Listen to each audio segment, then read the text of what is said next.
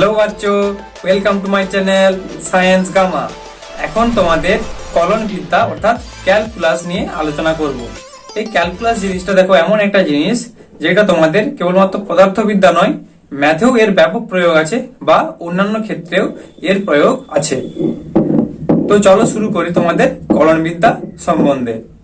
এই কলন বিদ্যাটা হচ্ছে কিনা ক্ষুদ্রাতি ক্ষুদ্র মান বা সংখ্যা কোন একটা ভৌত রাশি অর্থাৎ পরিমাপযোগ্য ভৌত রাশিকে তুমি যদি বিশ্লেষণ করো, তাই খুব ক্ষুদ্রাতি ক্ষুদ্র ভাবে তুমি ভাঙতে পারবে এই কলন বিদ্যার সাহায্যে।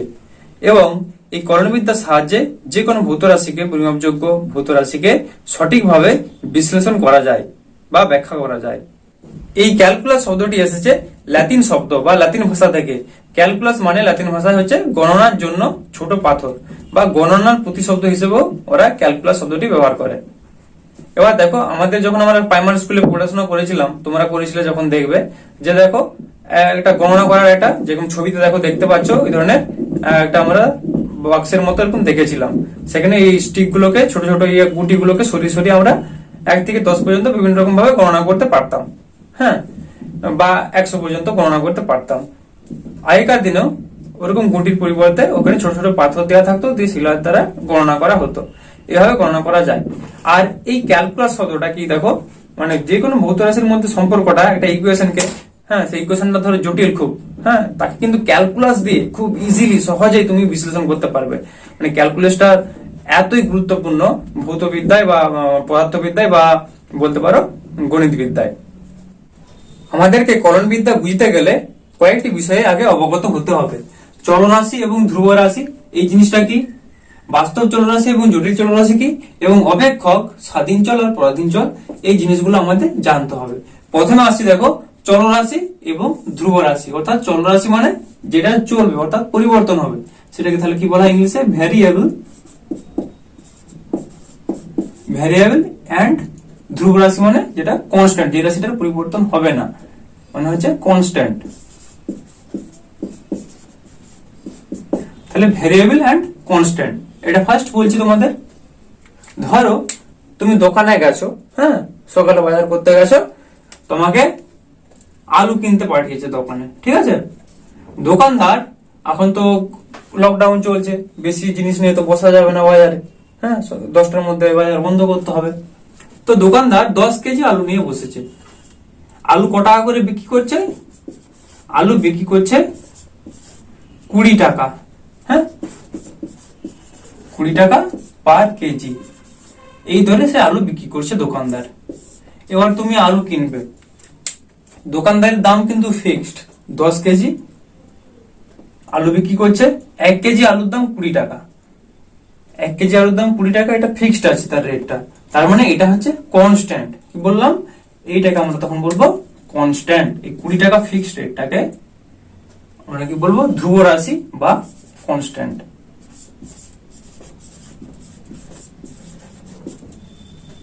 এবার দেখো, তোমার আলু 1 কেজিও দরকার হতে পারে, 500 দরকার হতে পারে, বা তার কমও হতে পারে, বা তুমি 5 কেজি বা 10 কেজি পুরোটাও নিতে পারো।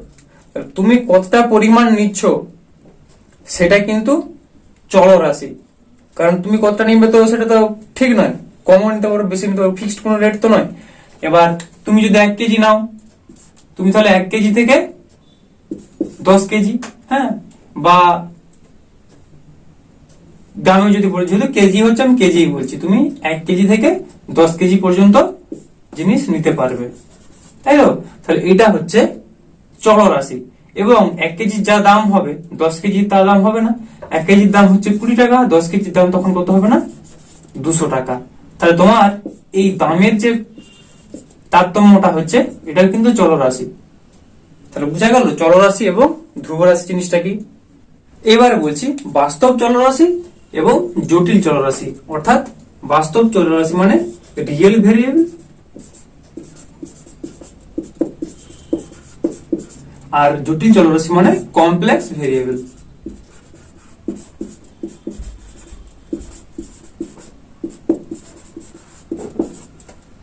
তাহলে দেখো, বাস্তব চলরাশি সবসময় বাস্তব হবে, বাস্তবে সেই জিনিসগুলো আমরা পাবো।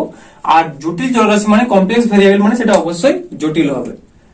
ধরো একটা জটিল, আমি এই কথা বলছি, জটিল রাশির কথা বলছি, জেড সমান এক্স প্লাস আই ওয়াই। এখানে দেখো এক্স এটা হচ্ছে কিনা বাস্তব অংশ,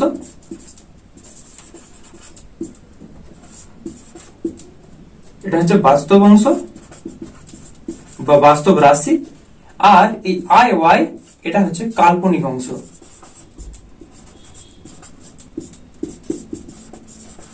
বা কাল্পনিক রাশি। এবার দেখো আই ওয়াইটা কিন্তু কাল্পনিক অংশ, কিন্তু আই ওয়াই এর মধ্যে যে ওয়াইটা আছে ওয়াইটা কিন্তু বাস্তব। এটা আই এর সঙ্গে থাকলে সেটা কাল্পনিক হচ্ছে। তাহলে এক্স আর ওয়াইটা হলো এমনি বাস্তব একটা সংখ্যা, বাস্তব সংখ্যা এক্সটা, ওয়াইটা হচ্ছে বাস্তব সংখ্যা।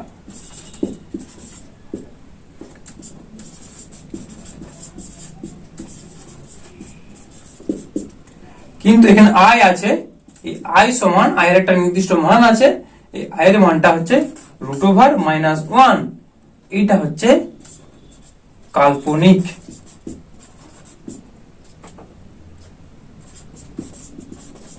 কাল্পনিক একটা একক বা কাল্পনিক সংখ্যা। হ্যাঁ, আই সমান √-1। তাহলে কি দেখো বাস্তব চলরাশি এবং জটিল চলরাশির ক্ষেত্রে জেড সমান বাস্তব চলরাশি বলতে এমনি যে সমস্ত জিনিসগুলো দেখছো এক্স ওয়াই জেড, এমনি একটা সিম্পল একটা ইকুয়েশন লিখছো মানে সেটা হচ্ছে বাস্তব, ঠিক আছে। কিন্তু যখন এই আই যুক্ত একটা টার্ম আছে তখনই সেটা জটিল চলরাশি পরিণত হয়ে যাচ্ছে। তাহলে একটা জটিল চলরাশি কিন্তু আবার দুটো অংশ নিয়ে গঠিত বা দুটো পার্ট নিয়ে গঠিত। কি বললাম, একটা জটিল চলরাশি দুটো পার্ট নিয়ে গঠিত। এটা ছিল জটিল, এই দুটো পার্ট, একটা হচ্ছে বাস্তব পার্ট আর একটা হচ্ছে কাল্পনিক পার্ট, মানে একটা রিয়েল অংশ আছে আর একটা ইমাজিনারি অংশ আছে, ঠিক আছে। এইটুকুই তোমাদের মোটামুটি জটিল চলরাশি বাস্তব চলরাশি সম্বন্ধে বুঝলেই হবে। এবার বলছি অপেক্ষক, স্বাধীন চল এবং পরাধীন চল সম্বন্ধে। অপেক্ষক মানে সেটাকে আমরা কি বলি, ফাংশন। আর স্বাধীন চল মানে ইন্ডিপেন্ডেন্ট ভেরিয়েবল, অর্থাৎ যেটা কারোর উপর ডিপেন্ড করবে না। আর পরাধীন মানে কারো অধীনে আছে, অর্থাৎ ডিপেন্ড।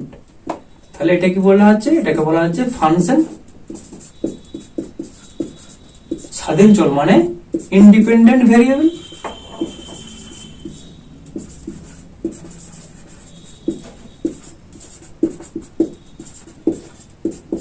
আর পরাধীন চল বা অধীন চল মানে হচ্ছে ডিপেন্ডেন্ট ভেরিয়েবল।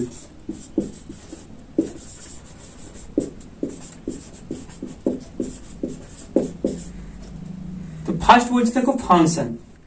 কোন অপেক্ষক বা ফাংশন দুটি চল বা চলরাশি সমন্বয়ে গঠিত। ধরো y সমান f of x। এখানে দেখো y এর মানটা x এর মানের উপর নির্ভর করবে। x এর মান কত হচ্ছে তার উপর কিন্তু y এর মান নির্ভর করছে। তার মানে x এখানে হচ্ছে ইন্ডিপেন্ডেন্ট ভেরিয়েবল, অর্থাৎ x টা হচ্ছে স্বাধীন ভেরিয়েবল। হ্যাঁ, ইন্ডিপেন্ডেন্ট ভেরিয়েবল। আর এই y টা হচ্ছে ডিপেন্ডেন্ট ভেরিয়েবল, অর্থাৎ এটাকে বলবো আমরা স্বাধীন চল আর y টাকে বলবো হচ্ছে পরাধীন চল বা অধীন চল। x এর অধীনে আছে y টা। একটা ফাংশন দুটো চল নিয়ে গঠিত, একটা হচ্ছে স্বাধীন চল, এটা হচ্ছে পরাধীন চল, আর এটা হচ্ছে স্বাধীন চল। এই দুটো নিয়ে একটা ফাংশন গঠিত হয়। এবার যদি বলি অপেক্ষক জিনিসটা, আচ্ছা তার আগে তোমাদের এখানে ধরো আরেকটা উদাহরণ দিচ্ছি। হ্যাঁ, এটা কি বলা আছে না, y is a function of x। তার মানে ধরো y সমান, এটা মানে তো ফাংশন অফ x, সেটাকে লিখছি ধরো একটা equation ax² plus bx plus c। এখানে অবশ্যই তোমাদের a b আর c এগুলা হচ্ছে ধ্রুব রাশি, হ্যাঁ, অর্থাৎ কনস্ট্যান্ট, এগুলা ধ্রুব রাশি। এখানে দেখো x এর মানের উপর কিন্তু y এর মানটা নির্ভর করছে। তার মানে x এর মান তুমি কত বসাচ্ছ, 1 বসাচ্ছ, 2 বসাচ্ছ, কিছু একটা বসাচ্ছ, তাহলে x এর মানের উপর y এর মানটা কিন্তু নির্ভর করছে। তাহলে এখানে x টাকে আমরা বলবো স্বাধীন চল এবং y টাকে বলবো অধীন চল, ঠিক আছে। এবার বলছি অপেক্ষক।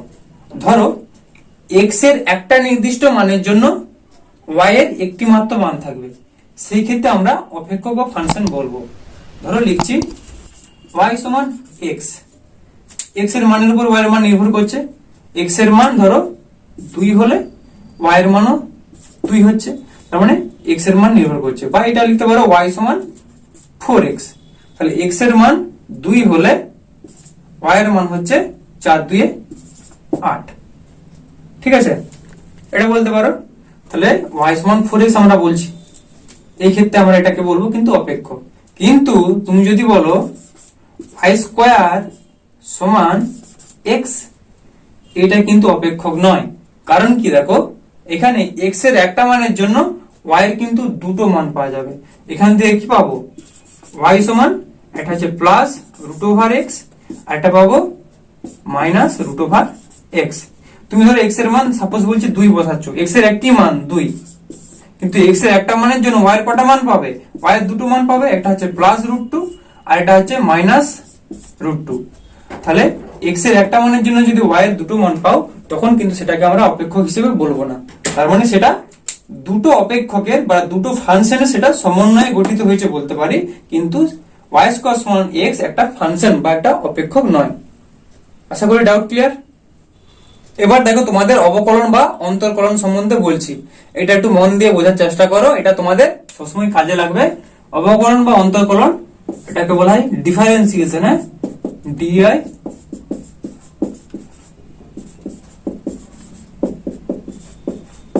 ডিফারেন্সিয়েশন। ওকে, তো এটা বোঝার জন্য তোমাদের একটা প্রথমে গ্রাফ আঁকছি, মন দিয়ে কিন্তু দেখবে, হ্যাঁ, খুব সহজ জিনিসটা। তাহলে দেখো একটা, এটা y অক্ষ আঁকলাম আর একটা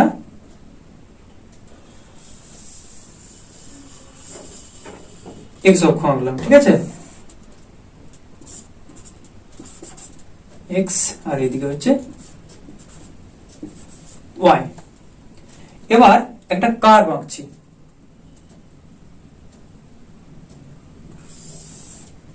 এটা একটা কার্ভ, তাই তো? এই কার্ভ বরাবর আমরা কি করব, একটা স্পর্শক আঁকবো। তাহলে দেখো স্পর্শকটা আঁকছি। স্পর্শক মানে নিশ্চয়ই জানো, ক্লাস 11-এ পড়ো, এটা আর বলতে হবে না আশা করি। এইভাবে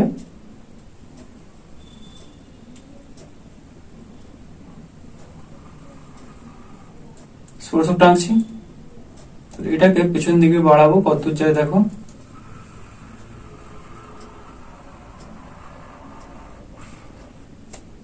এটা যেখানে খুশি ছেদ হতে পারে, হ্যাঁ, এটা এখানে ছেদ হয়েছে, এখানেও হতে পারে, এখানেও হতে পারে, এর পরেও হতে পারে, এটার সঙ্গে কোনো ব্যাপার নয়।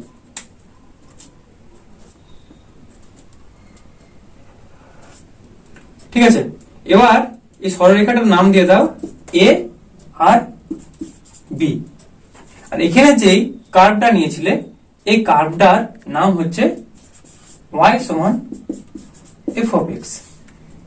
তুমি ধর অধিবৃত্ত, পরাবৃত্ত, বৃত্ত এগুলো আঁকো, একটা সমীকরণের উপর তো আঁকতে পারো।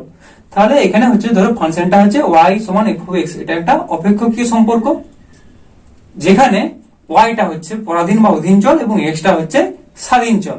ঠিক আছে, এবার দেখো তুমি একটা মান লিখছ এই পয়েন্টটাতে, হ্যাঁ, যেখানে দেখো পুরোপুরি টাচ করেছে এই লাইনটার সাথে, সেইখান থেকে সোজা নিচে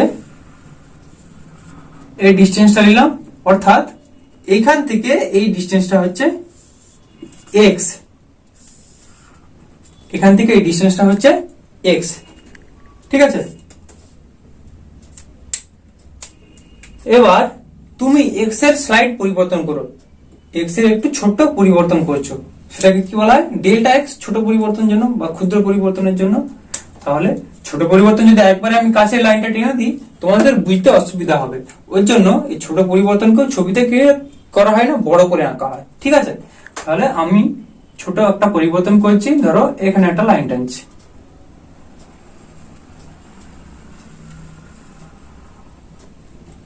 তাহলে এখান থেকে এই ডিস্টেন্স ছিল কত, x, তারপর এটাকে আরো কত বাড়ালাম, ছোট পরিবর্তন করলাম x এর, সেটাকে বলছি ডেল্টা x। কি বললাম, ডেল্টা x। যেহেতু এখানে x টা স্বাধীন চল, y টা পরাধীন চল, তাহলে x এর পরিবর্তন হলে y এরও হবে। তাহলে দেখো x যদি ডেল্টা x বেড়ে যায়, সেই ক্ষেত্রে ওয়াই কত হবে, এই সোজা এক্স এর সমান্তরালে একটা লাইন টানছি, তাহলে ওয়াইটা কত বেড়েছে দেখো, ওয়াই এখান থেকে এখানে এদিক বরাবর তো ওয়াইটা যাচ্ছে আর এদিক বরাবর এক্স যাচ্ছে, তাহলে ওয়াইটা কত বেড়েছে এখান থেকে এই অংশটা, তাই না? তাহলে এই অংশটাকে আমরা কি বলবো, এই যতটা বৃদ্ধি পেল এটা হচ্ছে ডেল্টা ওয়াই। ভালো করে বোঝার চেষ্টা করো, এক্স এর বৃদ্ধির জন্য ওয়াই বৃদ্ধি পাবে, যেহেতু এক্স স্বাধীন চল, ওয়াইটা পরাধীন চল, তাহলে এক্স বৃদ্ধি পেয়েছে, এক্স ছিল বৃদ্ধি পেয়ে হয়েছে x plus delta x, extra বৃদ্ধি পেয়ে হয়েছে, আর সেই জন্য ওয়াই এরও বৃদ্ধি হয়েছে ডেল্টা ওয়াই পরিমাণ। তাহলে এখানে এক্সটা বৃদ্ধি পেয়ে কি হচ্ছে, এক্সটা ডেল্টা এক্স বৃদ্ধি পেয়ে হচ্ছে এক্স প্লাস ডেল্টা এক্স, আর সেই জন্য এখান থেকে ডিস্টেন্সটা কত ছিল ওয়াই, ওয়াইটাও বৃদ্ধি পাচ্ছে ডেল্টা ওয়াই, ডেল্টা ওয়াই পরিমাণ বৃদ্ধি পেয়ে হচ্ছে ওয়াই প্লাস ডেল্টা ওয়াই। তাহলে আমরা ওয়াই এর পরিবর্তন আমরা কিভাবে বলতে পারি, দেখো ওয়াই এর পরিবর্তন আমরা এভাবে বলতে পারি, ওয়াই সমান, যেটা পরিবর্তন হচ্ছে ডেল্টা ওয়াই সমান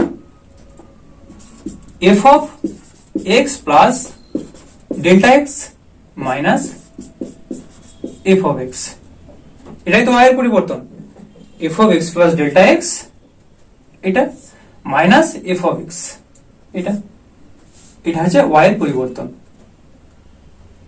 এবার এটাকে যদি আমরা এক্স দিয়ে ভাগ করে দিই, এক্স দিয়ে ভাগ করা মানে কি, মানে ডেল্টা এক্স দিয়ে যদি ভাগ করি তখন তাহলে কি পাচ্ছি, delta y by delta x সমান f of x plus delta x minus f of x divided by delta x.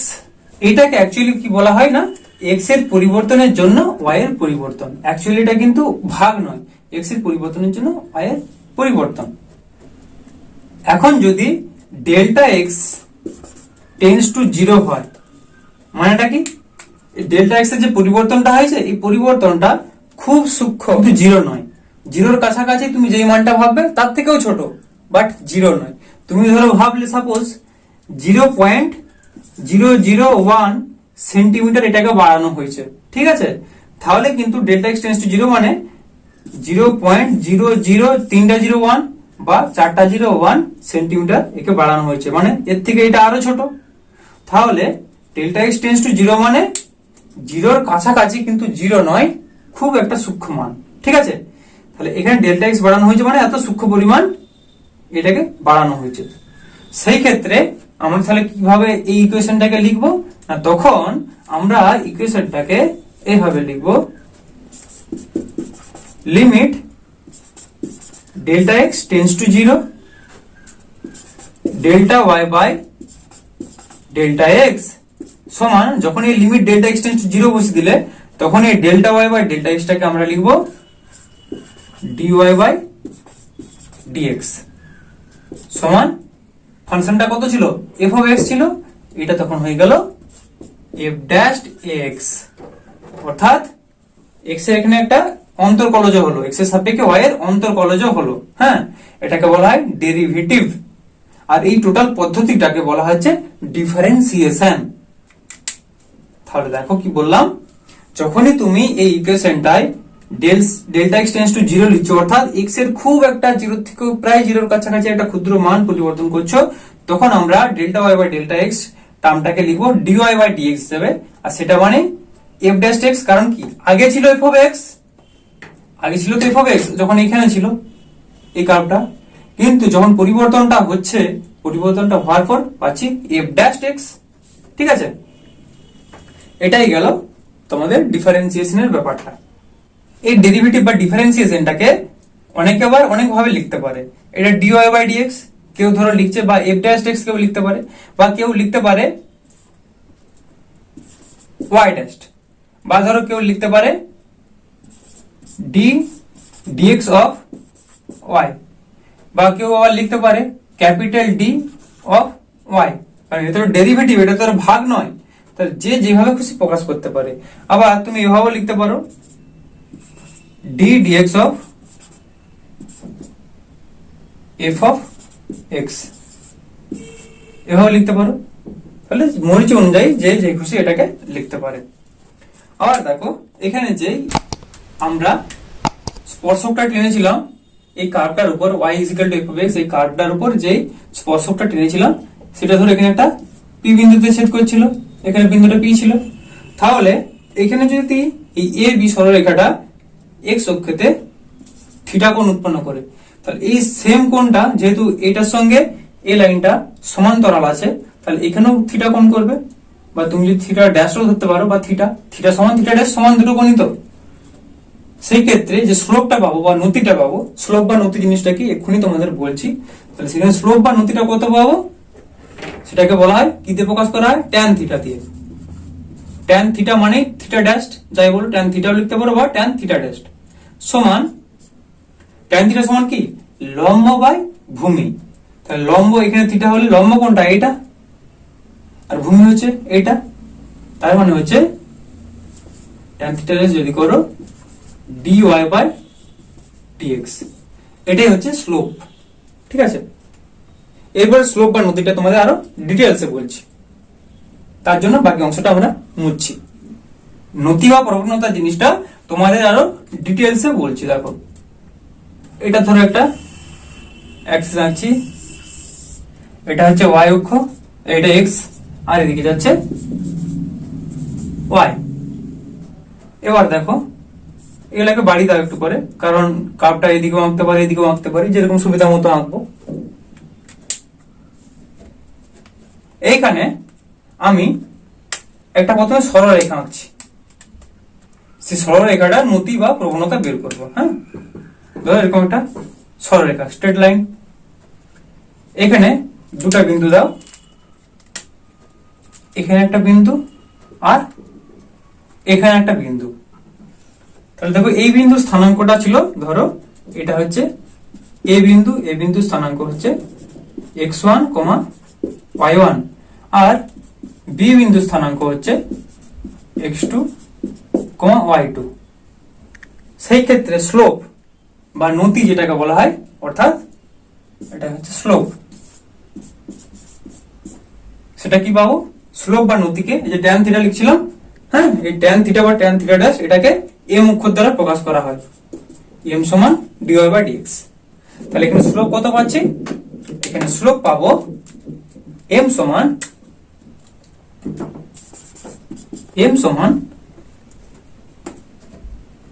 দেখো dy বাই dx মানে কি y এর পরিবর্তন বাই x এর পরিবর্তন, তাই তো। তার মানে y2 মাইনাস y1, তবেই তো y এর পরিবর্তন হচ্ছে, y2 minus y1 divided by x এর পরিবর্তন কত হচ্ছে, x2 মাইনাস x1। বেশি কোনটা, x2, তার থেকে x1 বাদ দেবো, তাহলে x2 মাইনাস x1। মানে ব্যাপারটা কি হচ্ছে, এইখানে ছিল x সমান x1, এই পয়েন্টে ছিল x সমান x2। একই রকম ভাবে এখানে কত ছিল, এখানে ছিল y সমান y1, আর এইখানে ছিল y সমান y2। তাহলে সরলরেখার জন্য আমরা খুব ইজিলি স্লোপটা বের করতে পারলাম। এবার দেখো এটা সরলরেখা না হয়ে যদি একটা কার্ভ হয়, অর্থাৎ বক্ররেখা। হ্যাঁ, ধরো সাপোজ বলছি এভাবে একটা বক্ররেখা পেয়েছি, এর এরকম দুটো বিন্দু দেওয়া আছে, এখানে একটা বিন্দু, ধরো এই বিন্দুটা হচ্ছে সি বিন্দু, আর এখানে একটা বিন্দু ডি বিন্দু। টোটালি কার্ভটা বের করতে হবে। আমরা ধরেছি দেখো স্ট্রেট লাইন হলে আমরা যেখানে খুশি নিতে পারতাম, কিন্তু যখনই এটা কার্ভ হয়েছে এমন জায়গা আমাদের বিন্দু দুটোকে চুজ করতে হবে যেমন সেই অংশটার মধ্যে এই রেখাটা অন্তত সরলরেখা দেখায়। দেখো এই দুটো সি আর ডি বিন্দুর মধ্যখানে রেখাটা কিন্তু সরলরেখা মনে হচ্ছে, তা সেই ক্ষেত্রে আমরা স্লোপ বের করতে পারবো। বা এই প্রসেসটা কি, তুমি যদি দুটো বিন্দু না ধরে একটা এরকম স্পর্শক এঁকে দাও, যেটা আমি আগে করেছিলাম, সেভাবেও হবে আর এইভাবেও হবে। দুটো কাছাকাছি বিন্দু ধরে নেব, দিয়ে তাদের স্লোপটা আমরা বের করতে পারবো। তাহলে এখানে দেখো এই মানটা কত ছিল, এটা কিন্তু এই ছবিটার ক্ষেত্রে, হ্যাঁ, এখানে ছিল এটা ধরো x1 ড্যাশড, এটার ক্ষেত্রে বলছি, আর এটার ক্ষেত্রে এটা ছিল আমি নিচের দিকে বাড়াচ্ছি বোঝানোর জন্য, x2 ড্যাশড। তাহলে একই রকম ভাবে y এরও পরিবর্তন হয়েছে, এখানে ছিল y সমান y ড্যাশড, আর এখানে পরিবর্তন হয়েছে y, এটা হচ্ছে y1 ড্যাশ, এটা হচ্ছে y2 ড্যাশড। অ্যাকচুয়ালি এগুলা ড্যাশ দিয়ে বোঝালে ডেরিভেটিভ এক্ষুনি বুঝে নেন, এখানে সেভাবে ড্যাশ ধরছি না, যেহেতু x1 x2 একবার ধরেছি সেই জন্য এগুলা ড্যাশ দিয়ে তোমাদের বোঝাচ্ছি। তাহলে দেখো এখানে স্থানাঙ্কটা কত আছে, এখানে স্থানাঙ্কটা হচ্ছে সি বিন্দু স্থানাঙ্ক কত, দেখো x এর পরিবর্তন কত হয়েছে, এখান থেকে এই ডিসটেন্সটা ছিল x, তাহলে x কমা এখান থেকে এই দূরত্বটা কত ছিল y, তাহলে x কমা y কিন্তু এর স্থানাঙ্ক। যদি x y লিখি তাহলে ড্যাশ গুলো দেওয়ার দরকার নেই, ঠিক আছে। তাহলে x y এর স্থানাঙ্ক, d এর স্থানাঙ্ক কত হয়েছে, এখান থেকে বেড়ে কত পরিবর্তন হয়েছে x এর, ডেল্টা x, y টা কত বেড়েছে, y টা বেড়েছে ডেল্টা y। তাহলে d এর স্থানাঙ্ক কত, d বিন্দু স্থানাঙ্ক হবে x প্লাস ডেল্টা x কমা y প্লাস ডেল্টা y, তাই তো। এটা যেহেতু একটা কার্ভ নিয়েছি সেজন্য এভাবে ক্যালকুলেশন করতে হচ্ছে। x এর পরিবর্তন কত হয়েছে, x এর পরিবর্তন হয়েছে, x ছিল ডেল্টা x পরিমাণ বেড়েছে, ডেল্টা x বাড়ার জন্য y টাও ডেল্টা y বেড়েছে। তাহলে এর স্থানাঙ্ক d বিন্দুর x প্লাস ডেল্টা x আর y প্লাস ডেল্টা y। সেই ক্ষেত্রে এবার এর স্লোপটা আমরা বের করতে পারবো। তাহলে স্লোপ m সমান কত, y এর পরিবর্তন, y এর পরিবর্তন কত, x plus delta x, y এর পরিবর্তন হচ্ছে y plus delta y, y plus delta y minus y divided by x এর পরিবর্তন কত, x plus delta x minus x, x plus delta x minus x, কারণ এটা পাচ্ছ delta y by delta x, যেটাকে আমরা যদি লিমিট নিয়ে নিই তাহলে আমরা বলতে পারি dy বাই dx, অর্থাৎ limit delta x tends to 0 ধরে নিলে আমরা এটা পাবো delta y by delta x সমান dy বাই dx। এটাই হচ্ছে স্লোপ বা নতি আমরা পেলাম। আবার তুমি যদি এটা এই ডেল্টা x না লিখে যদি এটা dx লিখতে, dx আর এটা dy লিখতে, সেই ক্ষেত্রে আমরা কি বসাতাম, m সমান y প্লাস dy, এটা ছিল, এটা থেকে কত হয়েছে মাইনাস y, এখানে কত হচ্ছিল x প্লাস dx এর জায়গায় x ডেল্টা x ধরেছিলাম, আমরা এবার dx ধরছি, তাহলে x প্লাস y পরিবর্তন divided by x plus dx minus x, মানে ডেল্টার জায়গায় d বসাচ্ছি। সেই ক্ষেত্রে আমরা লিখবো যে স্লোপটা m সমান dy বাই dx, সে তুমি যাই বসাও সে dy বাই dx ই হচ্ছে। এটাই হলো স্লোপ বা প্রবণতা। এই জিনিসগুলো তোমাদের এমনি অঙ্কের ক্ষেত্রে প্রচুরই কাজে লাগে। হ্যাঁ, তো ভালো করে জিনিসটা বোঝার চেষ্টা করো। তোমাদের এই অন্তর্কলজ বা ডেরিভেটিভ করার জন্য বিভিন্ন রকম নিয়ম আছে, সে বীজগণিতিক হোক, ত্রিকোণমিতিক হোক বা বিপরীত ত্রিকোণমিতি। বিপরীত ত্রিকোণমিতিক মানে কি, ধরো সাইন থিটা করছি, সাইন ইনভার্স থিটার তাহলে কি হবে, সাইন এক্স বলছি তাহলে সাইন ইনভার্স এক্স এর কি হবে। হ্যাঁ, এটাকে বলা হয় বিপরীত ত্রিকোণমিতিক, যখন ইনভার্স নিচ্ছি। বা যদি বলো লগারিদমিক অপেক্ষক, সেই সম্বন্ধ ডেরিভেটিভ গুলো করার জন্য নিয়মগুলা তোমাদের বইয়ে ভালো করে দেওয়া আছে, ছবিটা একবার দেখে নাও। এটা কিন্তু তোমরা অবশ্যই মুখস্থ রাখবে। হ্যাঁ, এবার যেগুলো বেসিক তোমাদের প্রপার্টি গুলো আছে বা বেসিক রুল গুলো আছে ডেরিভেটিভ করার জন্য, সেগুলো সম্বন্ধে তোমাদের আমি বলছি।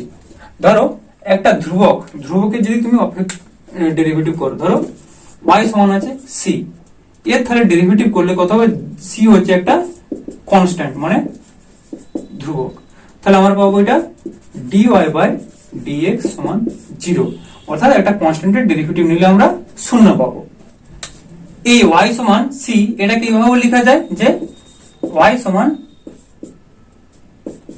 f of x সমান c, মানে y এর জায়গায় y না লিখে f of x লিখছি, সেটা সমান c।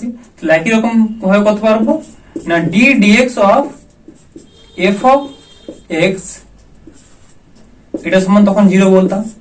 তুমি f of x দিয়েও লিখতে পারো আর y দিয়েও লিখতে পারো, ঠিক আছে। তাহলে এটা গেল কি একটা ধ্রুবকের ক্ষেত্রে। ধ্রুবকের ক্ষেত্রে অন্তর্কলজ। এবার ধরো একটা ধ্রুবকের সঙ্গে একটা ফাংশন আছে, হ্যাঁ, ধরো বলছি যে এফ অফ এক্স বা ওয়াই সমান যা খুশি লিখো, কোন প্রবলেম নেই। সেটা হচ্ছে একটা ধ্রুবক, একটা কনস্ট্যান্ট সি আছে, তার সঙ্গে আর একটা অপেক্ষক আছে জি অফ এক্স। সেই ক্ষেত্রে আমরা কিভাবে ডেরিভেটিভ করব? তাহলে সেই ক্ষেত্রে আমরা ডেরিভেটিভ করলে কি পাচ্ছি দেখো, এটা d dx of f of x. আমি এখানে থার্ড ব্র্যাকেট বা সেকেন্ড ব্র্যাকেট ইউজ করতেও পারি, আর ফার্স্ট ব্র্যাকেট ইউজ করলে কোনো কিন্তু প্রবলেম নেই, ঠিক আছে। এটা লিখবো সমান, যখন কনস্ট্যান্ট থাকবে আর তার সঙ্গে একটা অপেক্ষক থাকবে, তখন কি হবে, কনস্ট্যান্টটা আগে বাইরে বেরিয়ে গেল, তারপর জি অফ এক্স এর ডেরিভেটিভ হবে। তাহলে c d dx of g of x. এই ক্ষেত্রে এরকম হলো। এবার দেখো এটা কি বললাম, কনস্ট্যান্ট প্লাস অপেক্ষক থাকলে, হ্যাঁ, মানে সি প্লাস, এটা লিখেছি c plus function, constant plus অপেক্ষক।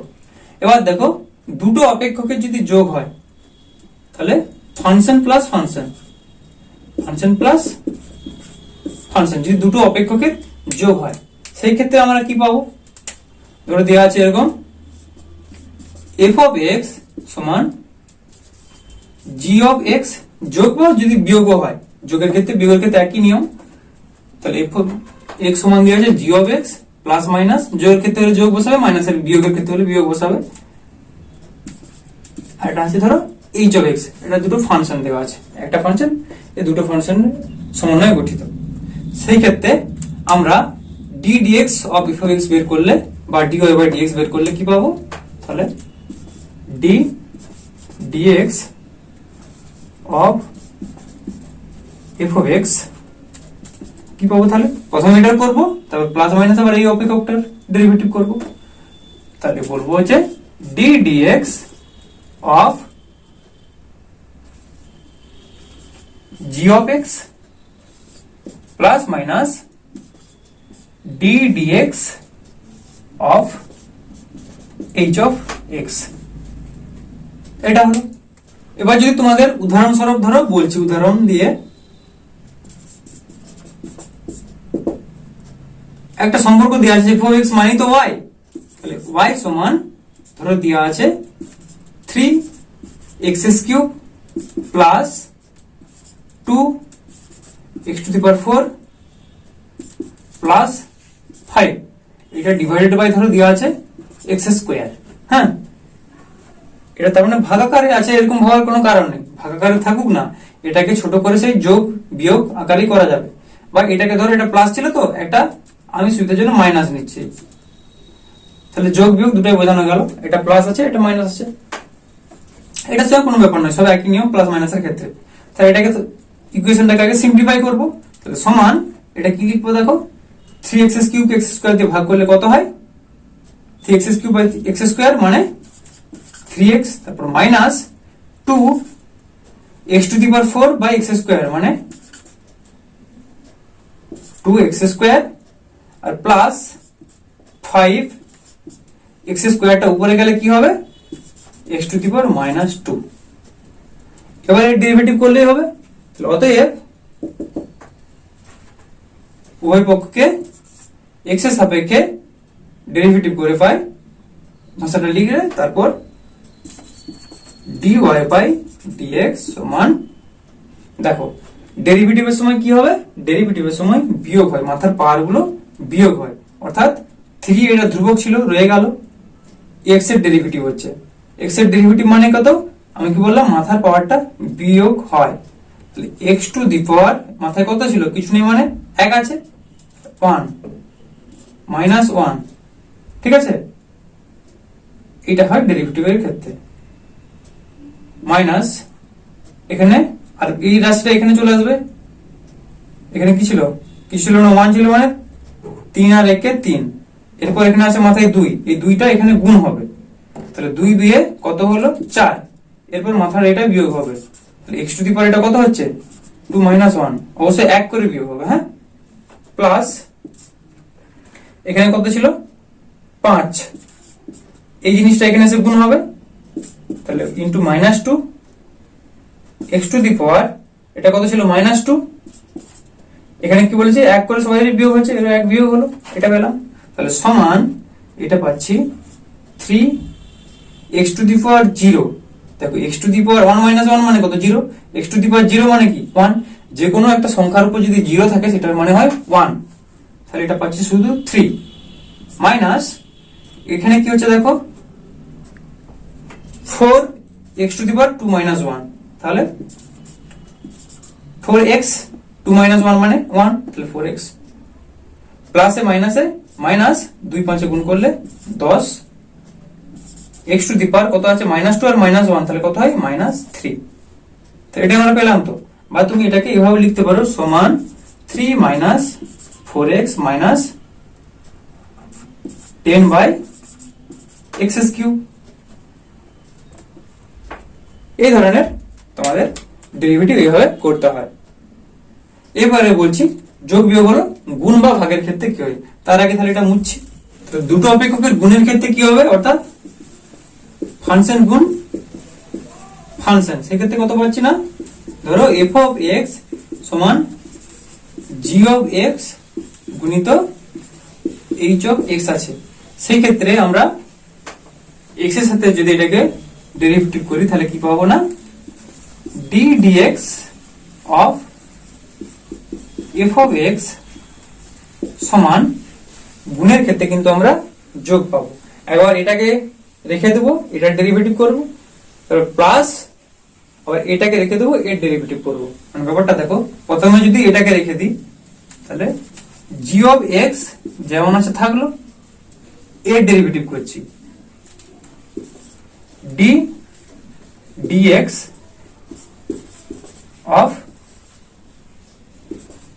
h(x) এটা হলো প্লাস, এবার দেখো h(x) টাকে রেখে দিচ্ছি, এর ডেরিভেটিভ করছি h(x) d dx of g(x) তাহলে বোঝা গেল, গুণের ক্ষেত্রে প্রথমে একটা থাকবে, অন্যটা ডেরিভেটিভ করবো, প্লাস আবার সেটা থাকলো এর ডেরিভেটিভ। এটাই হচ্ছে গুণের ক্ষেত্রে ডেরিভেটিভের নিয়ম। ধরো একটা উদাহরণ দিয়ে যদি বলি, একটা ইকুয়েশন আছে, ধরো y সমান বা f(x) সমান দেওয়া আছে ধরো 2x - 5 ইন্টু 3 - 7x², ধরো এটা দেওয়া আছে, তাহলে তখন ডেরিভেটিভটা কি করবে, dy/dx করলে dy/dx করছো, তাহলে প্রথমে 2x - 5 টা রেখে দাও, 2x - 5 d dx of এর ডেরিভেটিভ হবে 3 - 7x², তারপর এখানে কি বসবে না, প্লাস, এবার এটাকে রেখে দাও, অর্থাৎ 3 - 7x², তারপর ডেরিভেটিভ হবে d dx of এটার ডেরিভেটিভ হবে 2x - 5, 2x - 5। এবার ডেরিভেটিভটা তোমরা নিজেরা করো, এই তোমাদেরকে কিভাবে যোগের ডেরিভেটিভ হয় বিয়োগের ডেরিভেটিভ হয়, এখানে যোগ বিয়োগের ব্যাপার হচ্ছে, এগুলা তোমরা পারবে, এটাও পারবে আর এই ডেরিভেটিভটাও পারবে। জাস্ট গুণের ক্ষেত্রে এরকম হয়, এটা তোমরা বুঝলে। এরপর বলছি দেখো ভাগের ক্ষেত্রে,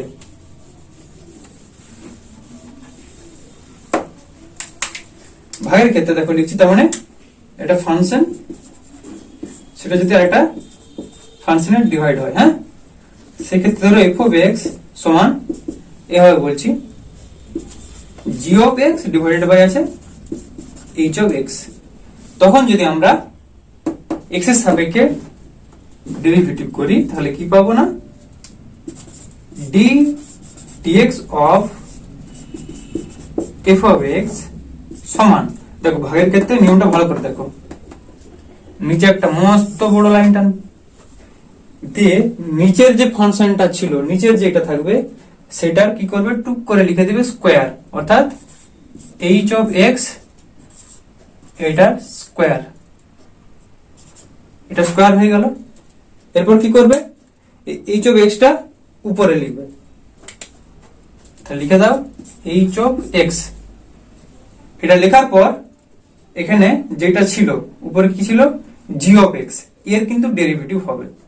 তাহলে জি অফ এক্স এর ডেরিভেটিভ করলে কত হবে, d dx of g of x, এটা হলো। তারপর এখানে মাইনাস সাইন হবে। এরপর কিন্তু কি হবে দেখো, এই জি অফ এক্সটা রয়ে যাবে, এইচ অফ এক্স এর ডেরিভেটিভ হবে। তাহলে মাইনাস জি অফ এক্স দিয়ে এইচ এক্স এর ডেরিভেটিভ করব, d dx of h of x. এটাই হচ্ছে ভাগের ক্ষেত্রে নিয়ম। অর্থাৎ নিচেরটা প্রথমে স্কোয়ার করব, দিয়ে নিচেরটা উপরে রয়ে গেল, তখন উপরেরটার ডেরিভেটিভ মাইনাস, এবার উপরেরটা রয়ে গেল নিচেরটার ডেরিভেটিভ, সেটা হয়েছে। এটাকে অনেকে এইভাবে লিখেছে y সমান u বাই v সমান, এটা যদি ডেরিভেটিভ করা হয় তাহলে dy বাই dx করলে আমরা পাই, নিচে কি পাবো, নিচে পাবো v স্কয়ার, এখানে তাহলে কত হবে না v du minus u dv। বুঝতে পারলে, এভাবে ডেরিভেটিভটা হবে। এবার যদি বলো যে একটা উদাহরণ দিয়ে বলতে, তাহলে ধরো y সমান আছে একটা 3x minus 2 divided by 7 minus ধরো 8x আছে, বা x স্কয়ার যা খুশি ধরো, বা উপরে ধরো দুটোর গুণ আছে 3x মাইনাস 2 ইন্টু ধরো আবার এটা গুণ ছিল কিছু, হ্যাঁ, তাহলে সেই দুটোকে গুণ করে আগে একটাই কনভার্ট করে নিবে, ঠিক আছে। তারপর এই আকারে করলে, এই আকারে করার পর এবার ডেরিভেটিভ করো, তাহলে dy বাই dx করলে কত পাবো, প্রথমে নিচেটা কি হবে, নিচে স্কয়ার, তাহলে 7 মাইনাস 8x তার হোল স্কয়ার।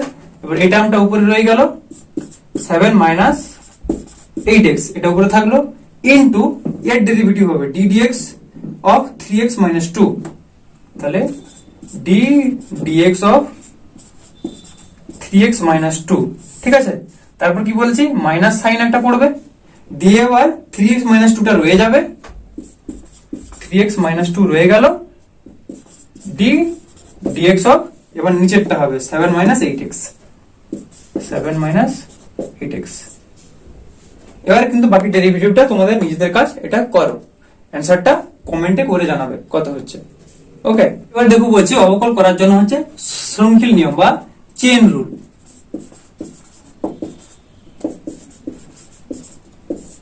ধরো একটা ফাংশন দেওয়া আছে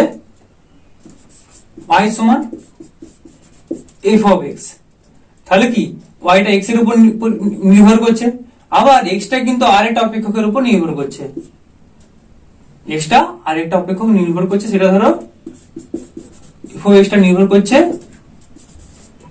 g of z এর উপর, z এর উপর x টা কিন্তু আবার নির্ভর করছে। তাহলে সেই ক্ষেত্রে আমরা যদি dy বাই dz বের করি, কিভাবে বের করব, তাহলে dy dx into dx dy করব, তাহলে পেয়ে যাব। আবার দেখো একটা উদাহরণ দিয়ে বলছি, ধরো একটা অপেক্ষক y সমান দেওয়া আছে u টু দি পাওয়ার 4, ঠিক আছে। আবার এই u এর মানটা দেওয়া আছে 3x স্কয়ার প্লাস 2, ঠিক আছে। তাহলে তোমাকে যদি বের করতে বলে dy বাই dx, তুমি কি করবে, তাহলে এখান থেকে আগে বের করব dy বাই du, আর এখান থেকে বের করব du বাই dx। তাহলে ফার্স্ট কাজ হচ্ছে এখান থেকে dy বাই dx বের করা, dy বাই dx du যেহেতু u আছে, dy বাই du মানে u এর সাপেক্ষে y কে ডেরিভেটিভ করছি, তখন কি পাবো, যে ডেরিভেটিভের নিয়ম কি, 4টা এখানে চলে আসবে, 4 u two the power 4 minus 1, মাথায় কি হয়, পাওয়ারটা মাইনাস হয়, তাহলে 4 মাইনাস 1 করলে কত হয় 3, তাহলে 4 u টু দি পাওয়ার 3। আবার এখানে কি করব, x এর সাপেক্ষে করব, যেহেতু এখানে x আছে, তাহলে du বাই dx সমান, তাহলে কত পাবো আমরা, পাওয়ারটা এখানে গুণ হবে, তাহলে 3 2 এ 6, আর এখানে মাথায় বিয়োগ হবে, এক মাইনাস যাবে, তাহলে 2 থেকে 1 বিয়োগ করলে 1 থাকে, অর্থাৎ x প্লাস 2 আছে, আমরা কি বলছি, ধ্রুব রাশির যদি ডেরিভেটিভ করি আমরা 0 পাই, তাহলে এটা +0 আর লিখছি না। তাহলে সেই ক্ষেত্রে আমরা dy বাই dx করলে তাহলে কত পাবো না, dy বাই dx সমান dy by du into du by dx। তাহলে এটা কত পাচ্ছি দেখো, 4u two the power 3 into 6x। তার মানে আমরা পাচ্ছি 24x u টু দি পাওয়ার 3, এটাই আমরা পাবো। আবার দেখো dy বাই dx ইন্টু যদি আমরা বলি dx বাই dy, এটা করলে কত পাচ্ছি, 1 পাচ্ছি। তাহলে এরকম হলে এখান থেকে আমরা dy বাই dx টা কি পাবো না, dy বাই dx সমান আমরা লিখতে পারি 1 বাই dx বাই dy, এরকম লেখা যেতে পারে। তাহলে এরকম বিভিন্ন রকম নিয়ম যেগুলো হচ্ছে শৃঙ্খল নিয়ম বা চেন রুলের ক্ষেত্রে ব্যবহার করা হয়, ঠিক আছে।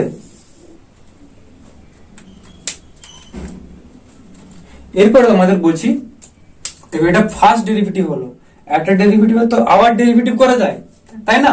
dy বাই dx কে যদি আবার ddx এর সাপেক্ষে ডেরিভেটিভ করো, হ্যাঁ, ধরো বা f অফ x, y সমান f অফ x, এর ডেরিভেটিভ করলে কত পাবো, dy বাই dx সমান f ড্যাশ x। এটা যদি এই পর্যন্ত কিন্তু আমরা পড়লাম না, তখন এরপর যদি এর আবার ডেরিভেটিভ করা হয় দ্বিতীয়বার, তখন সেটাকে কি বলবো না, d square y by dx square.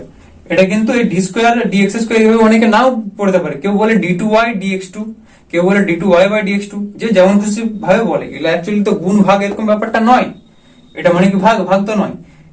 dx স্কয়ারের সাপেক্ষে মানে y এর dx2 অর্থাৎ x এর দ্বিতীয়বার ডেরিভেটিভ করার সাপেক্ষে y এর দ্বিতীয়বার ডেরিভেটিভ করার পরিবর্তন কতটা হচ্ছে সেটা তো অ্যাকচুয়ালি এটা লিখছি। তাই এটা সমান বলবো f ডবল ড্যাশ x, অর্থাৎ তুমি ধরো এখানে যা পেয়েছো এটাকে আবার একবার ডেরিভেটিভ করে দিবে, তাহলে যেটা পাবে এটাকে হচ্ছে দ্বিতীয় ক্রমের অন্তর্কলজ বা দুবার ডেরিভেটিভ করলে এটা এইভাবে আমরা এই নিয়মটা বলবো। এবার যদি তোমাদের একটা দ্বিতীয় ক্রমের অন্তর্কলজের উদাহরণ দিয়ে বোঝানো হয়, যেটা তোমরা বেশিরভাগ একই বই ব্যবহার করো সাধারণত ছায়ার বইটায়, তাই যে উদাহরণটা দেওয়া আছে সেটাই ধরো বলছি যে x সমান কি দেওয়া আছে দেখো, x সমান 3 cos pi t plus 4 sin pi t, ঠিক আছে। এর দুবার ডেরিভেটিভ করতে হবে। তাহলে দেখো এটা x টা হচ্ছে এখানে অধীন চল বা পরাধীন চল, আর t টা হচ্ছে স্বাধীন চল, t এর উপর ডিপেন্ড করছে কিন্তু x এর মানটা। তাহলে আমরা এটা t এর সাপেক্ষে ডেরিভেটিভ করব। তাহলে একবার ডেরিভেটিভ করছি t এর সাপেক্ষে, প্রথম ডেরিভেটিভ করছি, তাহলে dx বাই dt সমান দেখো 3 কি 3 এটা কনস্ট্যান্ট টার্ম, তাই এটা রয়ে গেল cos pi t, cos pi t থেকে ডেরিভেটিভ করলে কি হয়, minus sin pi t, minus sin pi t। এবার দেখো এর সঙ্গে pi t আছে, আবার pi t ডেরিভেটিভ করতে হবে। pi t ডেরিভেটিভ করলে pi তো এটা কনস্ট্যান্ট, আর তুমি যদি ইন্টিগ্রেশন ddx অফ যদি ডেরিভেটিভ করো x এর, তাহলে কত পাবে, 1 পাবে। সেরকম ddt অফ t এর যদি করো তাহলে 1 পাবে, অর্থাৎ পাই টি এর হলে পাই তো কনস্ট্যান্ট রয়ে গেল, আর টি এর ডেরিভেটিভ করলে টি মানে 1 হয়ে যাচ্ছে, তার মানে পাই প্লাস প্লাস দিয়ে দিলে 4 কনস্ট্যান্ট লিখে দিলে sin পাই টি, sin এর করলে ডেরিভেটিভ কি হয়, cos পাই টি, cos পাই টি ইনটু এটার করলে পাই। তাহলে আমরা কত পাচ্ছি, মাইনাস 3 পাই sin পাই টি প্লাস 4 পাই cos পাই টি। এটাকে যদি দ্বিতীয় ক্রমের অন্তর্কলজ করো, অর্থাৎ দ্বিতীয়বার ডেরিভেটিভ করো, তখন কি পাবো আমরা, d2x বাই dt2 বা d2x বাই dt2 যে যেভাবে পড়ে এটা, হ্যাঁ, সমান এটা। তাহলে আবার একবার ডেরিভেটিভ করব, তাহলে মাইনাস 3 পাই এখানে কনস্ট্যান্ট রয়ে গেল, মাইনাস 3 পাই। এবার sin পাই টি ডেরিভেটিভ করলে কত হয়, cos পাই টি এই গ্রানের জন্য তোমরা সূত্রগুলো ভালো করে পড়বে। তাহলে cos পাই টি ইন্টু ওর পাই টির ডেরিভেটিভ করলে পাই প্লাস 4 পাই কনস্ট্যান্ট রয়ে গেল। cos পাই টির ডেরিভেটিভ করলে কত হয় না মাইনাস sin পাই টি, আবার পাই টির ডেরিভেটিভ করলে পাই। এটা হলো। তাহলে সমান দেখো মাইনাস 3 পাই আর pi, pi square 3 pi square cos pi t plus, আর এখানে প্লাসে মাইনাসে minus 4 pi square sin pi t. দেখো আমরা x ধরেছিলাম 3 cos pi t plus 4 sin pi t. তার মানে আমরা যদি এখানে মাইনাস পাই স্কয়ার কমনলি, তাহলে কি পাচ্ছি দেখো 3 cos pi t plus 4 sin pi টি। এটার মান কত ছিল? এটার মান হচ্ছে x, এটা x ধরেছিলাম, তার মানে আমরা পাচ্ছি মাইনাস পাই স্কয়ার x। এটাই হচ্ছে দ্বিতীয় ক্রমের অন্তর্কলজ করার পর এটা আমরা পেলাম। এরকম টি এক্স দিয়ে হচ্ছে এরকম কোন ব্যাপার নয়, যে কোনো ডেরিভেটিভ থাক দুবার খালি ডেরিভেটিভ করবে, ব্যাস তাহলে কমপ্লিট। এইবার আমরা বলছি সমাকলন। সমাকলনটা হলো কিনা অবকলনের একটা বিপরীত প্রক্রিয়া, অর্থাৎ ইন্টিগ্রেশন।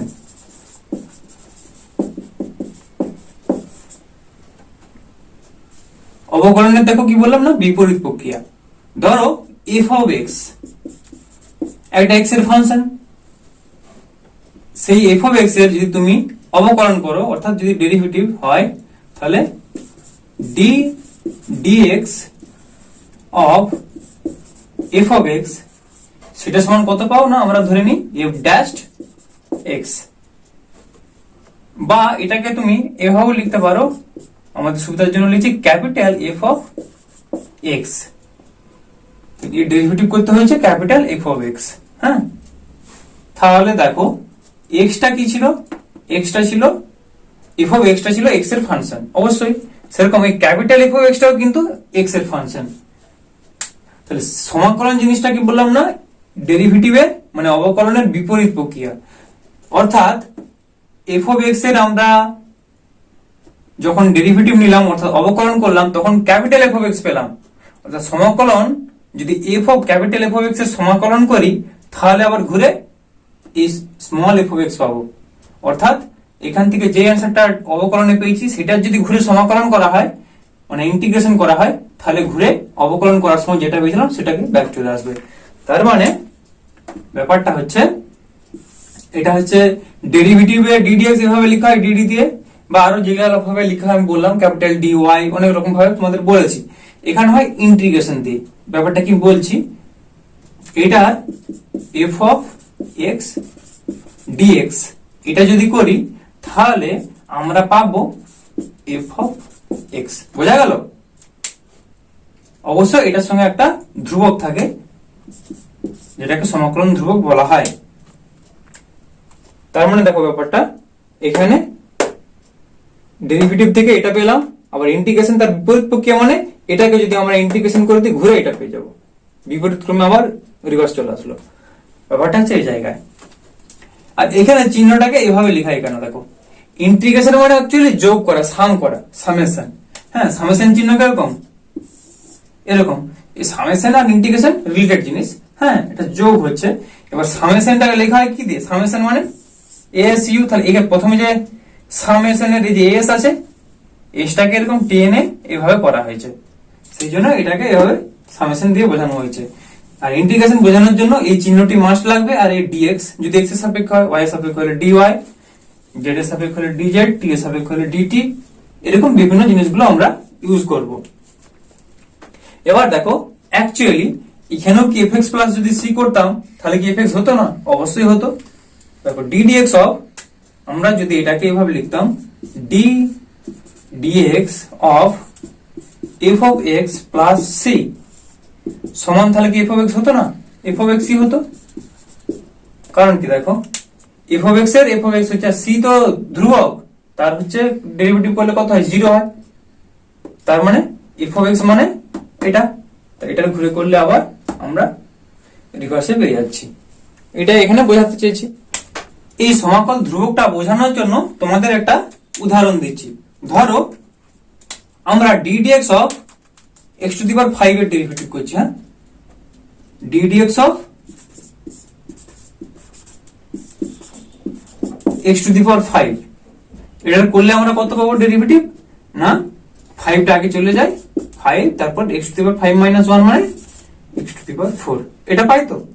একই রকম ভাবে তোমাকে ডেরিভেটিভ করতে বলছি d dx of x to the power 5 plus c, একটা যদি এর সঙ্গে কনস্ট্যান্ট যোগ থাকে তাহলে কত পাবো দেখো, সেই 5x টু দি পাওয়ার 4 আর c কনস্ট্যান্ট, কনস্ট্যান্টের করলে কত হয় 0, জিরোটা লেখার দরকার নেই, তাহলে সেই 5x টু দি পাওয়ার 4ই পাচ্ছি।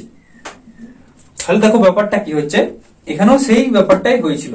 তাহলে এর যদি ঘুরে আমরা ইন্টিগ্রেশন করি, অর্থাৎ 5x টু দি পাওয়ার 4 এর আমরা যদি ইন্টিগ্রেশন করি তখন কিন্তু আমরা x টু দি পাওয়ার 5 পাবো। কিভাবে হচ্ছে দেখো, integration 5x to the power 4 dx, এটা করলাম সমান কি পাচ্ছি তাহলে দেখো 5, আর একটা জিনিস মনে রাখবে, হ্যাঁ ডেরিভেটিভের সময় কি হচ্ছিল, এখানে পাওয়ারটা বিয়োগ হচ্ছিল। দেখো 5টা আগে গুণ হলো, দিয়ে পাওয়ারটা বিয়োগ হলো, তাহলে 5টা আগে গুণ হলো, মনে করো 5টা আগে গুণ হলো তারপর বিয়োগ হচ্ছে মাথারটা। এখানে কিন্তু কি হবে না, এখানে ভাগে ব্যাপারটা হবে, ভাগ আর যোগ হবে। কি হবে হচ্ছে দেখো, তাহলে 5 যেমন ছিল 5 তো কনস্ট্যান্ট রয়ে গেল, তাহলে x to the power 4 plus 1 divided by 4 plus 1, ব্যাপারটা বুঝতে পারলে? এখানে কি হয়েছিল, x টু দি পাওয়ার 5 এর যখন ডেরিভেটিভ নিচ্ছিলাম 5টা প্রথমে চলে এসে কি হয়েছিল গুণ, 5টা এখানে গুণ হয়ে তারপর মাথায় 1 মাইনাস হয়েছিল। এখানে কি হচ্ছে যে x এর মাথার যে পাওয়ারটা আছে তার সঙ্গে 1 যোগ হবে, এখানে বিয়োগ হয়েছিল এখানে যোগ হবে, এবং যেটা যোগ হচ্ছে সেই পুরো সংখ্যাটা যোগ সহ পুরো সংখ্যাটা আবার নিচে ভাগ হবে, দিয়ে একটা আমাদের প্লাস সি সমাকলন ধ্রুবক বা ইন্টিগ্রেশন কনস্ট্যান্ট একটা লিখতে হয়। তাহলে এটা কত পাচ্ছি দেখো 5, আর নিচে 4 প্লাস 1 মানে 5, 5 5 কেটে গেলে পাচ্ছি আমরা x to the power 5 plus C. তাহলে কি বললাম যে 5x টু দি পাওয়ার 4 এর যদি আমরা ইন্টিগ্রেশন নিই ঘুরে তাহলে এই মানটা পেয়ে যাব, এটাই হলো। এইখানে এই সি এর মানটা যদি 0 হয় তবে আমরা x টু দি পাওয়ার 5 এই অপেক্ষকটি পাবো, অর্থাৎ এখানে এই ধ্রুবকটা হচ্ছে অনির্দিষ্ট। সেই জন্য এই অনির্দিষ্ট ধ্রুবক যুক্ত ইন্টিগ্রেশনকে বা সমাকলকে আমরা কি বলবো না, অনির্দিষ্ট সমাকল। তার মানে যখন এরকম একটা ধ্রুবক থাকছে সেটাকে আমরা বলছি অনির্দিষ্ট সমাকল। তাহলে এটা কি হলো না, এখন আমরা অনির্দিষ্ট সমাকল করলাম। এবার করব নির্দিষ্ট সমাকল। নির্দিষ্ট সমাকল বোঝানোর জন্য ফার্স্টে একটা গ্রাফ আঁকছি, দেখো গ্রাফটা থেকে তোমরা ইজিলি বুঝতে পারবে। এই গ্রাফটা আঁকছি, এখানে ধরো একটা কার্ভ আছে এইভাবে, এই কার্ভটার সমীকরণ হচ্ছে y সমান f of x i। I can হচ্ছে বলছি একটু পরে। এবার দেখো এইখানে ধরো একটা পোর্শন নিয়েছি,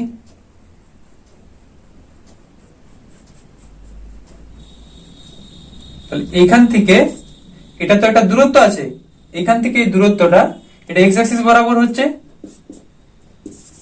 আর এটা ওয়াই অ্যাক্সিস বরাবর হচ্ছে।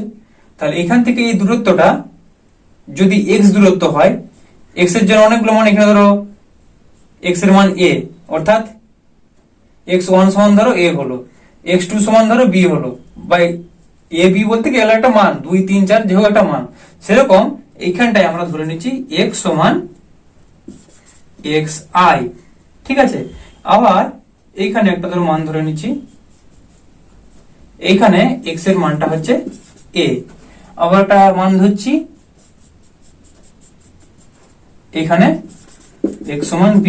এগুলো তো 1 2 3 4 করে মান আছে পরপর বাড়ছে, সেরকম এখানে x এর মানটা a, এখানে মানটা xi, এখানে মানটা b। xi বলতে x এর সঙ্গে কিছু একটা এখানে মান হবে। হ্যাঁ, অর্থাৎ যদি এখানে ধরো x3 হতো, এখানে হতো x4, x5, এভাবে হচ্ছে।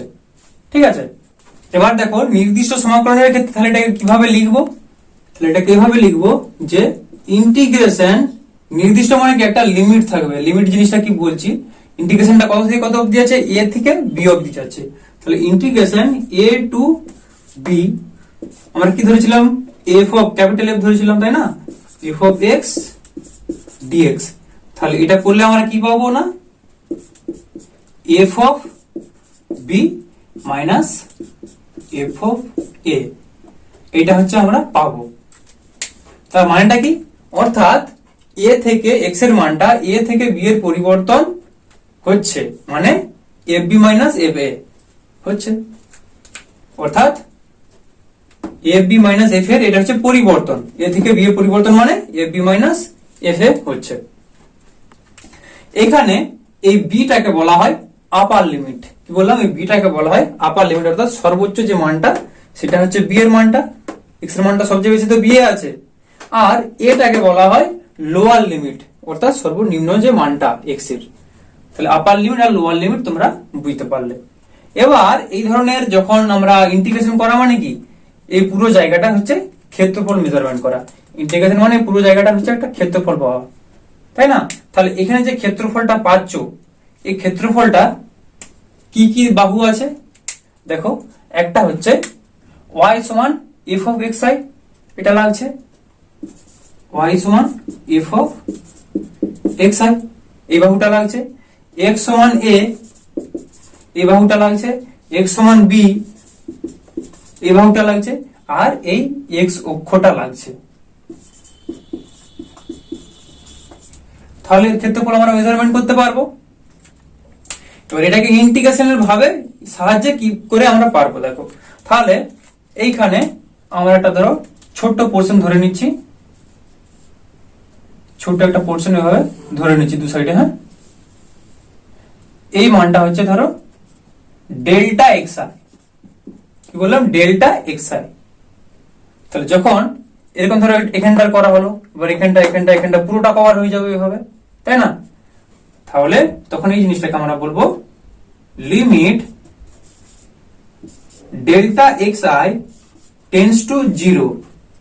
এটা পুরোটা করছি মানে কি, সাম করছি, সামেশন। দেখো limit delta xi tends to 0 summation, এখানটা লিখতে হয় i f অফ xi, এই যে f of xi delta xi। f of xi টাকে কোনটাতে ডেরিভেটিভ হচ্ছে, ডেল্টা xi দিয়ে, এই যে এই দূরত্ব ডেল্টা xi। টোটালি এটা তো ইকুয়েশনটা এতটা আছে, এই পুরো লাইনটা, এই কার্ভটা। তাহলে এখানে একটু ডেল্টা xi করা হলো, এখানে হলো, এখানে হলো, পুরোটা দিয়ে কভার করা হবে a থেকে b অবধি। তাহলে এটাকে এভাবে লেখা হচ্ছে দেখো, limit delta xi tends to 0 f of xi delta xi। সেটা সমান আমরা যখনই limit delta xi tends to 0 বসে দিচ্ছি, তখনই আমরা এইভাবে লিখতে পারি এটাকে যে f অফ x dx। কোথা থেকে কোথা অবধি হয়েছে, a থেকে b অবধি, অর্থাৎ integration a to b f of x dx। এই জিনিসটাকে আমরা এভাবে তখন রিপ্রেজেন্ট করতে পারবো। আশা করি তোমরা বুঝতে পারছো জিনিসটা কি বলতে চাইছি।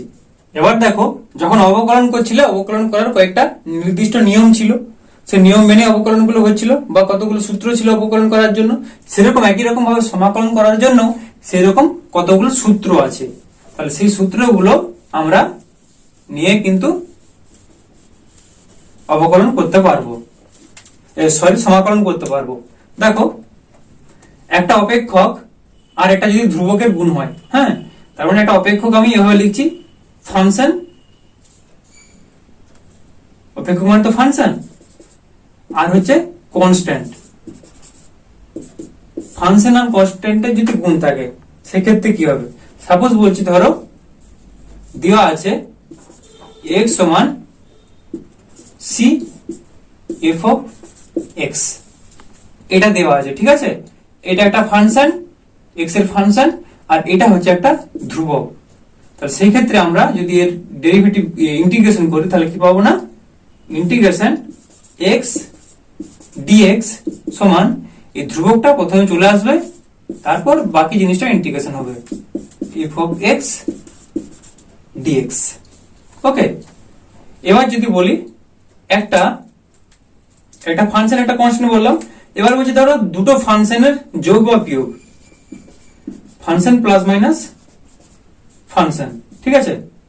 ধরো একটা ফাংশন দেওয়া আছে এফ অফ এক্স সমান g of x plus minus h of x. Plus minus দুটোকে একসাথে দেখিয়ে দিচ্ছি, ওই জন্য হয় প্লাস বা মাইনাস, যোগ একটা থাকবে এইচ অফ এক্স।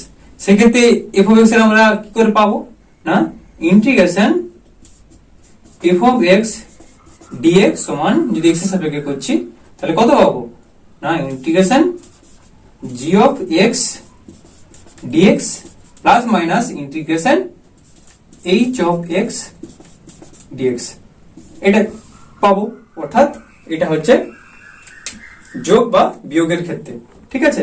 ধরো একটা সাপোজ উদাহরণ দিয়ে যদি বলো, ধরো এক্স সমান দেওয়া আছে এটা ফাংশন, ওয়াই সমান ধরো দেওয়া আছে 5x স্কয়ার প্লাস 6x, তাহলে কি হবে, ইন্টিগ্রেশন dy সমান, এখানে এটা ছিল y সমান, হ্যাঁ y dy, তাহলে এটা কি বলতে বলছে বুঝতে পারছো তো, এটা ছিল y সমান f of c of fx dx, বা এটাকে তোমরা এভাবেও লিখতে পারতে y এর জায়গায় ধরো আমি বলছি যে f অফ x সমান ছিল একটা constant c into function of g of x, ঠিক আছে। এটা ছিল ধরো একই রকম জিনিস, তাহলে এর ডেরিভেটিভ মানে f অফ x dx মানে কত পেতে, কনস্ট্যান্টটা বেরিয়ে যেত c integration g of x dx, same জিনিস, এই দুটোই সেম জিনিস বলছি, হ্যাঁ।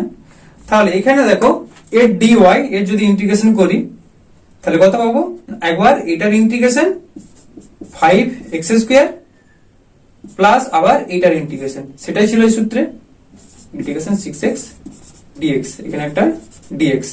তাহলে এটা করলে কত পাবে দেখো, সমান 5x স্কয়ার dx, তাহলে 5 থাকলো, আর x স্কয়ার মানে কত, x এর মাথায় হচ্ছে 2, তাহলে 2 প্লাস 1 করলে কত হয় 3, তাহলে x কিউব আর নিচে সেটা ভাগ হয় 3, প্লাস এখানে কত ছিল 6x dx, তাহলে 6 থাকলো, x এর মাথায় কি আছে 1 আছে, তাহলে 1 প্লাস 1 মানে x স্কয়ার, আর সেই 2টা নিচে ভাগ, তার মানে আমরা পাচ্ছি একটা প্লাস c সমাকল ধ্রুবক লিখতে হয়, যেখানে ব্র্যাকেটে লিখবে যেখানে c সমান সমাকল ধ্রুবক, তো এটা সমান পাচ্ছি 5 এর 3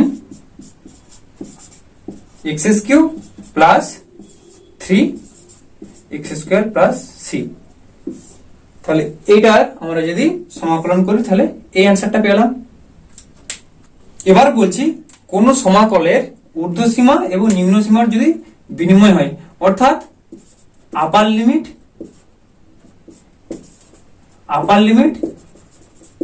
এবং যদি লোয়ার লিমিটের মধ্যে বিনিময় হয়, লোয়ার লিমিটের মধ্যে যদি বিনিময় হয়, ঠিক আছে, মানে আপার লিমিটের জায়গায় যদি লোয়ার লিমিট চলে যায়, লোয়ার লিমিটের জায়গায় যদি আপার লিমিট চলে যায়, অর্থাৎ বলছি ধরো ইন্টিগ্রেশন a টু b, হ্যাঁ x dx, ঠিক আছে, বা integration a to b dx, এর যদি তুমি ইন্টিগ্রেশন করো তাহলে আমরা বলতে পারি এদের কি বলেছি, লিমিটের চেঞ্জ হবে, আপার লিমিটটা লোয়ার লিমিটের জায়গায় যাবে আর লোয়ার লিমিটটা আপার লিমিটের জায়গায় যাবে, তাহলে কিন্তু এখানে একটা মাইনাস অবশ্যই হবে। মানেটা কি, তুমি যদি a থেকে b এর দিকে যাচ্ছ, b এর টোটাল ক্ষেত্রফলটা মাপলে যেটা পাবে, আবার b থেকে a এর দিকে আসলে সে একই তো পাবে মানটা, কিন্তু তুমি এদিকে গেলে এটা ধরো ফরওয়ার্ডে যাচ্ছিলে ঘুরে আসছো, সেজন্য একটা মাইনাস বলছি। এটা সাধারণভাবে আমি বোঝাচ্ছি, সাধারণভাবে যদি তোমরা এটাকে মনে রাখতে চাও, তার মানে কি এদিকে যাচ্ছিলে ঘুরে যদি আসো সেই রাস্তায়, তাহলে সেম জিনিসটাই তো মানটা কি পাবে, কিন্তু একটা মাইনাস ঘুরে আসছি বলে ব্যাক, অর্থাৎ রিভার্সে হচ্ছে বলে এটা আবার একটা মাইনাস দিচ্ছি। এবার এটা যে অ্যাকচুয়ালি মাইনাস হয়, কি করে হয় এটা প্রমাণ করে তো দেখানো যায়, সেই প্রমাণটা করছি। তাই প্রমাণটা করার জন্য আমরা কি করব, একটা আমি যেহেতু ধরে নেব অপেক্ষক, ঠিক আছে, আর এখানে a b এর জায়গায় কিছু একটা মান ধরে নি, ধরো a এর মান ধরো 1 ধরছি, b এর মান ধরো 2 ধরছি, ঠিক আছে, আর ইন্টিগ্রেশনটা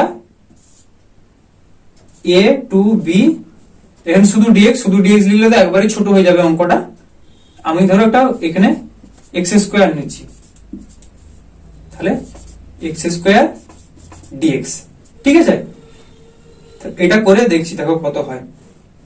তাহলে এক্স স্কোয়ার ডিএক্স যদি আমরা করি তাহলে মানটা কত, এ এর মানটা বি এর মানটা কত, 1 আর 2, তাহলে এর জায়গায় লিখছি 1, বি এর জায়গায় লিখছি 2, integration 1 to 2 x square dx. তাহলে এটা সমান কত পাচ্ছি দেখো, এক্স স্কোয়ার এর ইন্টিগ্রেশন করলে কত হবে, x cube by 3, x cube by 3।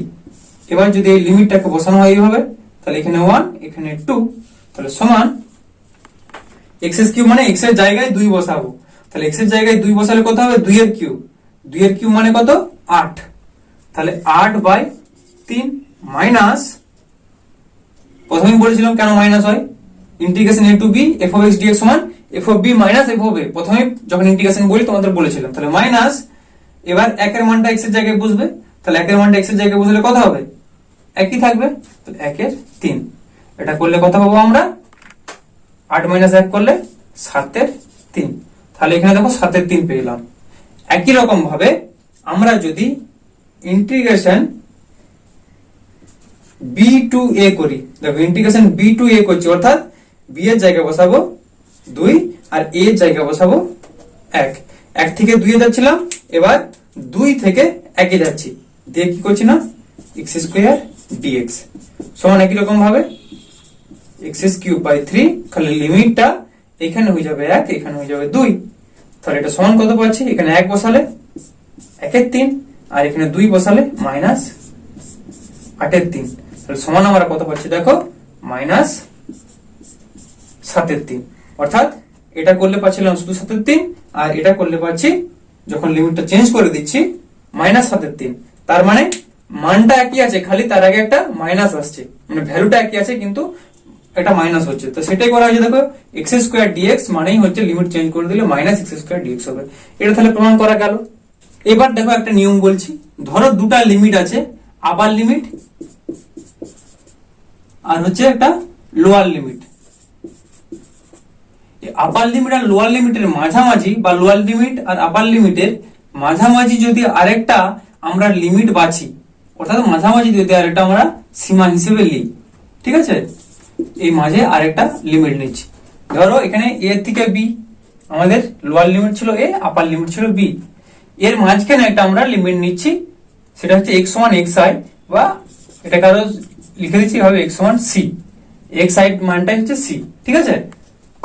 তাহলে সেই ক্ষেত্রে আমরা কি পাবো, মানে আমি বলতে চাচ্ছি যদি ইন্টিগ্রেশন এখানে কত পেয়েছিলাম, x থেকে x এর মান a থেকে b, অর্থাৎ ইন্টিগ্রেশন a টু b, এটা ছিল f of x dx, এটা সমান আমরা বলতে পারি যে ইন্টিগ্রেশন a থেকে কত অবধি যাচ্ছে, প্রথমে a থেকে c অবধি গেল, তারপর আবার c থেকে b অবধি যাবে, বুঝতে পারছো ব্যাপারটা। প্রথমে কি ডিরেক্টলি a থেকে b চলে গেছিল, এখানে a এখানে b, এবার হচ্ছে প্রথমে a থেকে c গেল, তারপর c থেকে b যাচ্ছে, তাহলে a to c f of x dx plus c to b f of x dx। এখানে অবশ্যই দেখো এর মানের থেকে c এর মানটা বেশি, আবার c এর মানের থেকে b এর মানটা বেশি, তাহলে এটা তোমাদেরকে অবশ্যই এই ধরনের যদি করতে যাও কখনো অঙ্ক, তখন উল্লেখ করে দিতে হবে যে a less than c less than b,